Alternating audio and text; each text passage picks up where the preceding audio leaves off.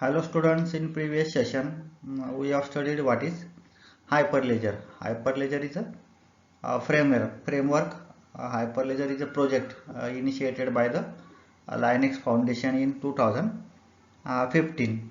This Hyperledger provides a framework for businesses to develop and design their permissioned and private blockchain. So this Hyperledger provides a modular structure and plug and play feature.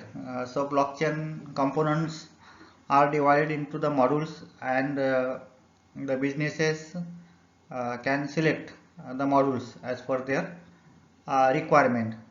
So this we have studied in the previous session. Also we have studied the different design goals of Hyperledger: scalability, interoperability, then security mechanism we can select as per our requirement, whether we require advanced security mechanism or basic cryptographic primitives that we have studied in the previous session. In this session we have to explore more about the Hyperledger Fabric.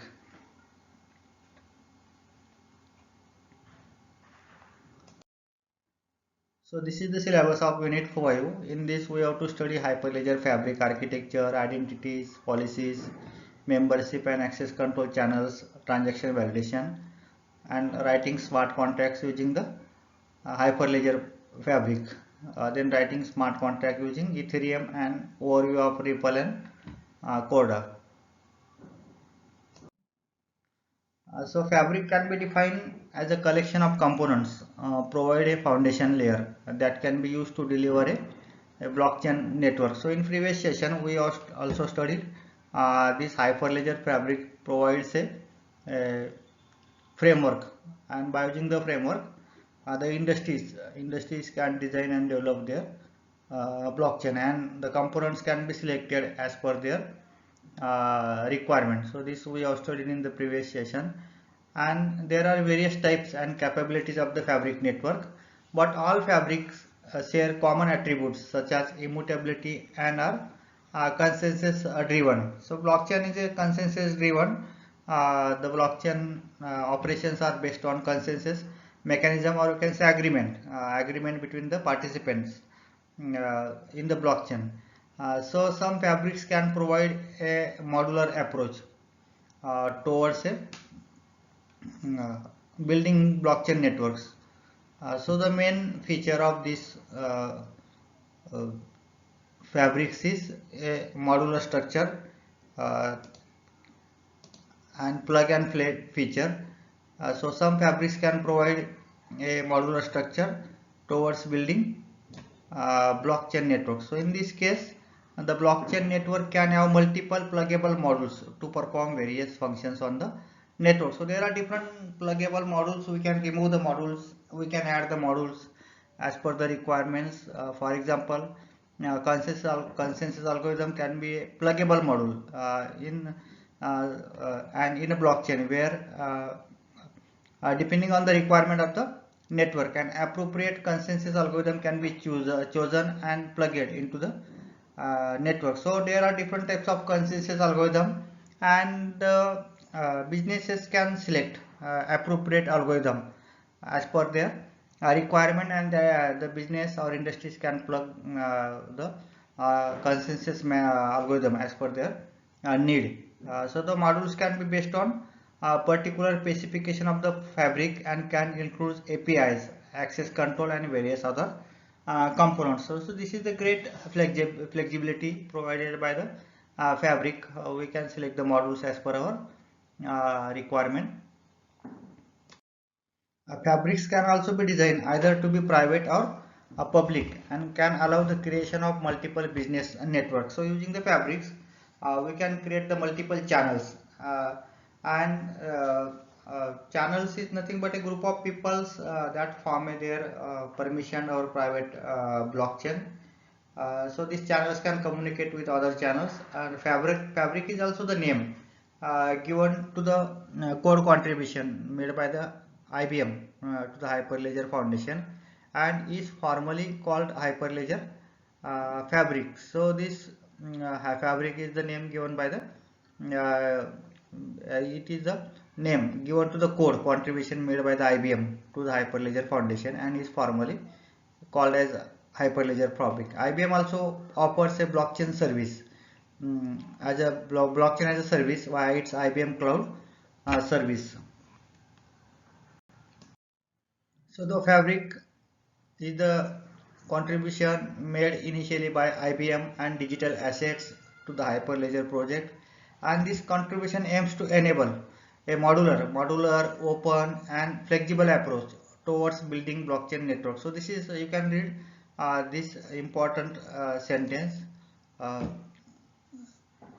This contribution by the IBM aims to enable a modular, open and flexible approach towards building blockchain network. So this fabric is provides a modular structure. It is open framework. The businesses can use this framework to build the blockchain network for their businesses. Then it provides a modular architecture, delivers high degrees of confidentiality, resiliency, flexibility and scalability. So these are the features of Hyperledger that we have studied in the previous session also.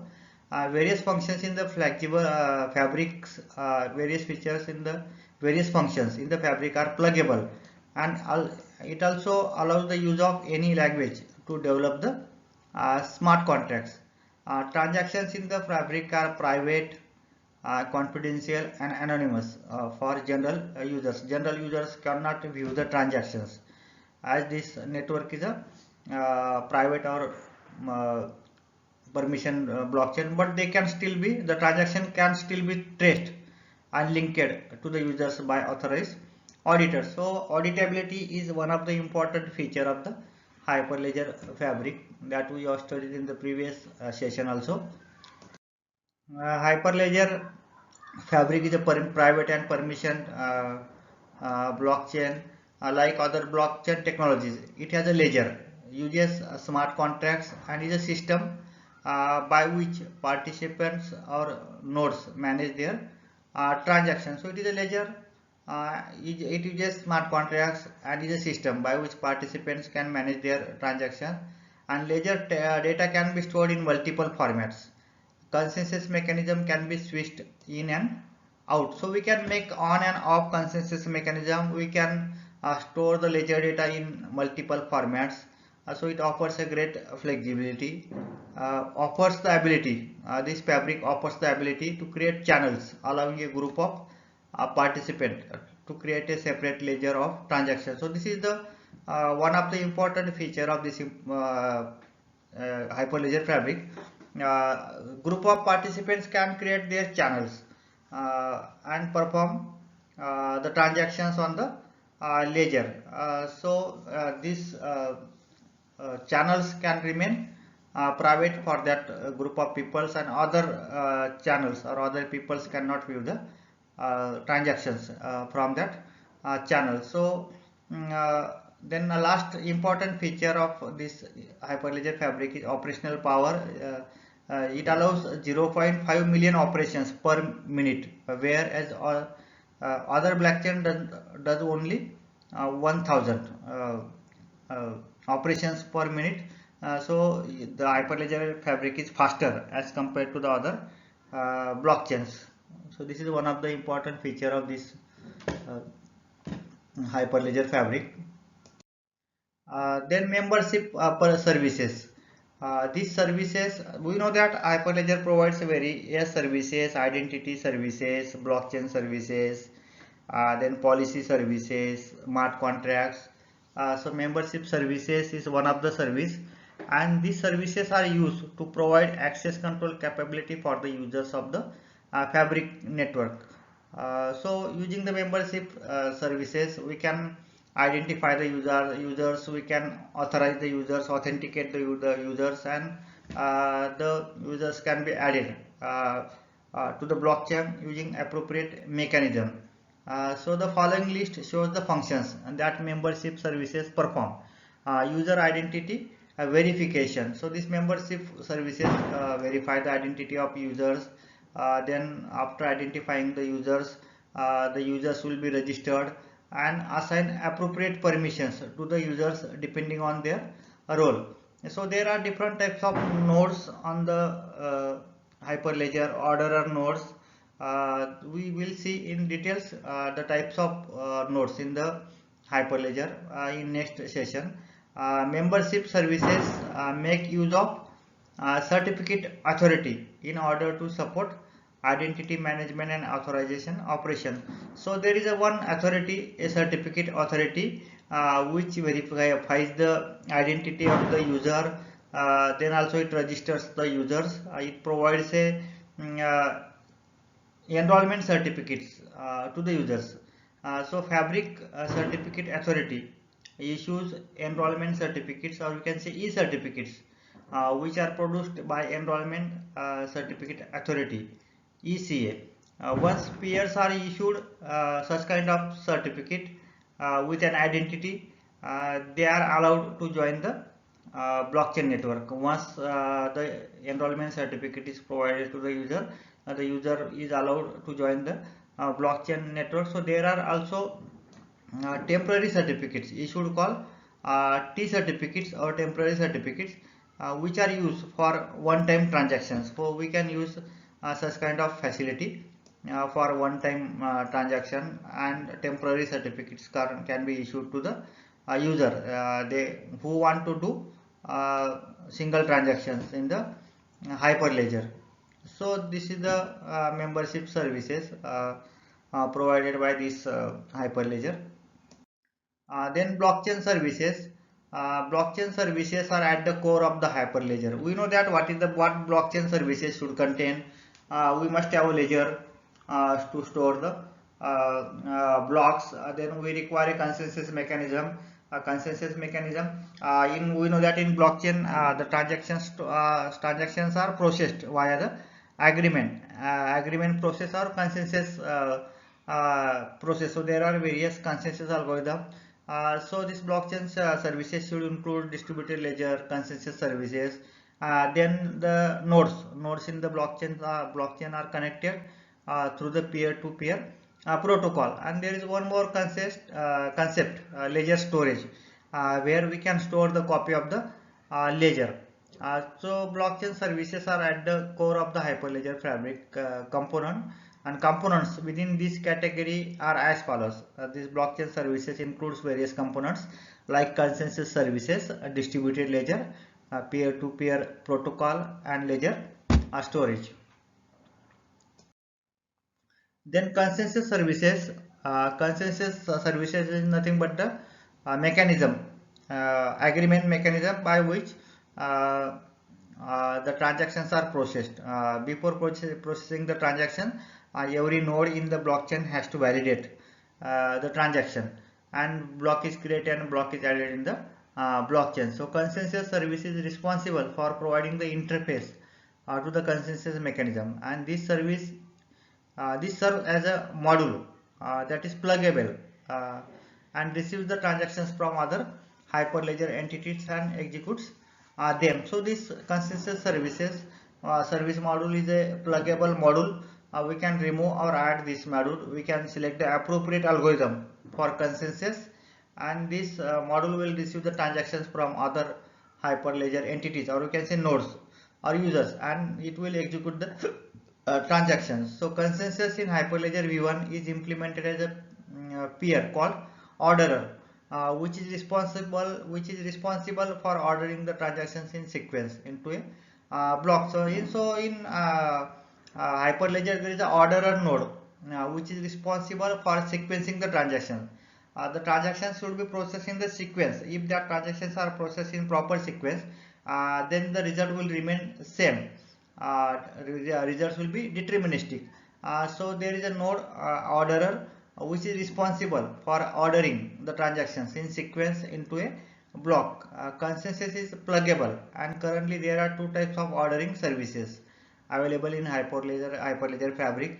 Solo, this is a basic ordering service intended to be used for development and testing purposes. Solo is for testing purpose.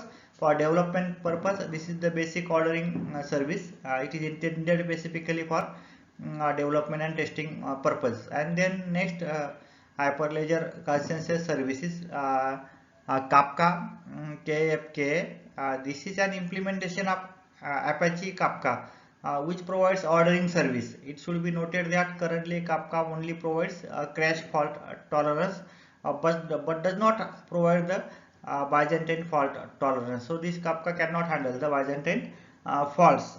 So these are the two types of consensus services: Solo for testing and development purpose, and Kafka is another type of consensus service in Hyperledger. Then distributed ledger, we know that what is the ledger. Ledger is a distributed, it is for storing the blocks. These blocks are linked to each other via the hash values.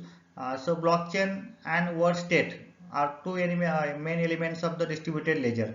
Blockchain is simply a cryptographically linked list of blocks. The blocks are linked cryptographically, and word state is a key value database. Word state is nothing but a state of the ledger, and the state will get modified when we perform some operations via the consensus mechanism.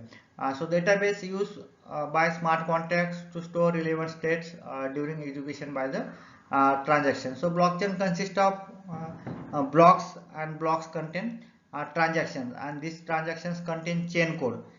Chain code is responsible for chain code is nothing but a smart contract. There is an alternate name for chain code in Hyperledger, that is the alternate name for smart contract, chain code. Chain code is responsible for executing the business conditions, business logic. We know that the transactions happen as per some conditions, and that conditions are verified by this chain code, and the chain code runs transactions that can result in updating the state of the system.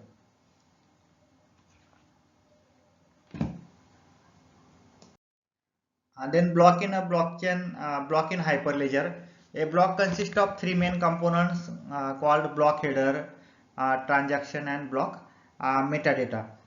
So block header consists of three fields, namely number, previous hash, and data hash. And transaction is made up of multiple fields such as transaction type, version, timestamp, channel ID, transaction ID, epoch, payload visibility, chain code path, chain code name, chain code version, creator identity, signature, chain code type, input, timeout, endorser identities, and signatures, proposal, has, chain code events, response status, namespace, read set, write set, start key, end key, list of read, Merkle tree, query summary. So these are the various fields of transaction. Transaction is made up of multiple fields. And block metadata. The third component of block in Hyperledger is block metadata, which consists of creator, identity, relevant signatures, last configuration block number, flag for each transaction included in the block, and last offset persisted. So these are the various fields of block in the Hyperledger. So you can see the structure of block in Hyperledger. The block contains three main components: block header, transaction contains multiple fields, and block metadata. So this is the structure of the block in Hyperledger. Then peer-to-peer protocol. We know that the nodes are connected through the peer-to-peer protocol in blockchain. So peer-to-peer protocol in the Hyperledger Fabric is built using Google RPC mechanism. So this mechanism is for passing the messages between the peers in the blockchain. So this peer-to-peer protocol uses buffers to define the structure of the messages. Messages are passed among the nodes. Messages are passed between the nodes in order to perform various functions. So there are four type of messages in Hyperledger Fabric: discovery message, transaction message, synchronization message, and consensus message. So discovery messages are exchanged between the nodes when starting up in order to discover other peers on the network. So discovery messages are used to discover the peers in the network, to find the other peers in the network. Transaction messages are used to deploy, invoke and query transaction, and consensus messages are exchanged during the consensus process, and synchronization messages are passed between the nodes to synchronize and keep blockchain updated on all the nodes. So these are the four types of messages that are used in for communication between the nodes in the peer-to-peer protocol: discovery messages, transaction messages, consensus messages, and synchronization messages. And then ledger storage. So in order to save the state of the ledger, by default level DB is used, which is available at each peer. So ledger storage is the storage system at each peer, and we know that every node in the blockchain stores the copy of the ledger. So there are two types of mechanisms to store the copy of the ledger in the Hyperledger. Level DB is used, which is available at each peer by default. By default, this level DB is used to store the ledger at each node. An alternative is to use couch DB, which provides the ability to run the rich queries. There are two types of ledger storages: level DB by default, and alternative is to use couch DB, which provides the ability to run rich queries. Chain code services. Chain code typically handles the business logic agreed by the members on the of the network. So it is similar to a smart contract. So as in previous sessions also we said that alternate name to the smart contracts is the chain code in the blockchain. Chain code is for enforcing the business logic. Chain code is similar to the smart contract, which verifies the business conditions, and transactions are processed as per the conditions. If that conditions are met, if the conditions are satisfied, then that transaction is allowed to process. So this is similar to the smart contracts. All your business logic is inside this chain code, and it is written in Go, and implementation of Java and JavaScript are all on the way.